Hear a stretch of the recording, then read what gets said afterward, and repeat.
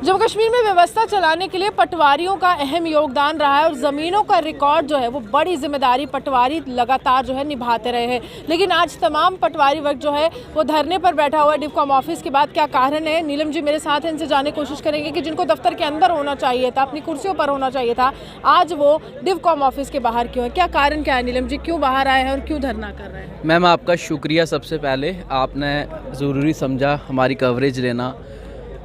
हमारा सबसे पहला अहम जो कदम ये था कि हमारा ग्रेड पे का इशू था। पटवारीज़ बेसिकली जब हम अपॉइंट हुए थे, हमारी बेसिक क्वालिफ़िकेशन जो है ग्रेजुएशन थी, रखी गई थी, क्योंकि पहले जो थी 10th थी, उससे पहले 8th थी, तो ग्रेजुएशन अब रखी गई थी।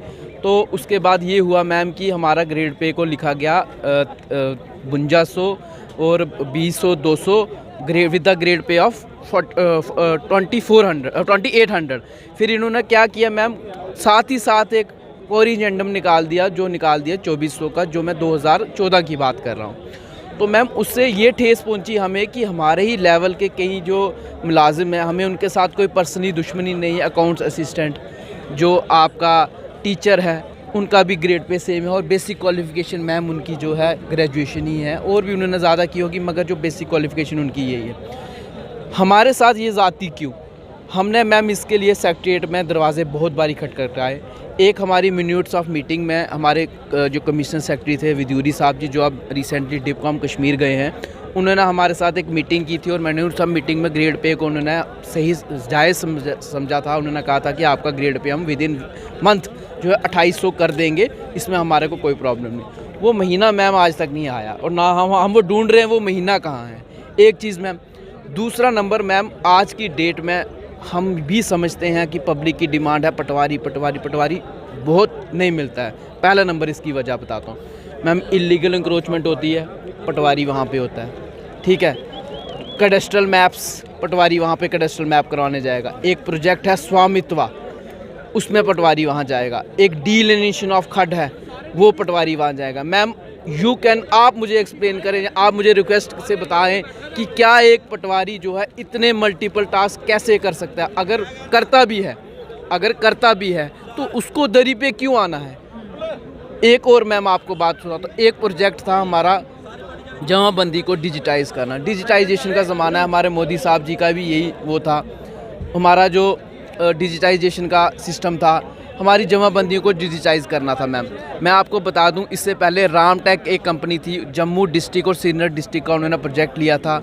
उन्होंने उसमें लाखों रुपए का प्रोजेक्ट लिया, लेकिन उन्होंने जो है वो काम कंप्लीट नहीं किया।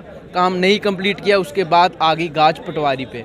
पटवारी ने वही काम मैम 6 महीने के अंदर कर दिया पूरी यूटी में।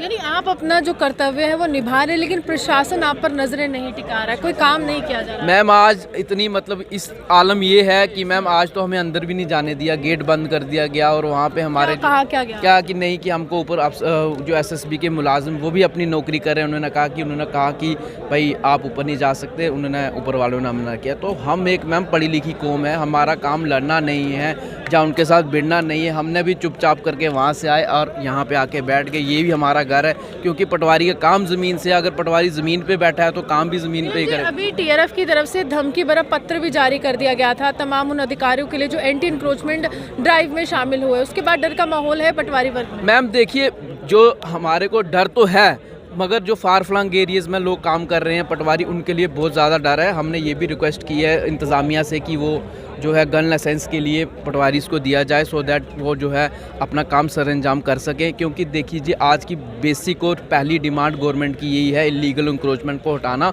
और वहाँ पे गवर्नमेंट के स्ट्रक्चर्स बनाना कि जिससे गवर्नमेंट को और फ़ायदा हो।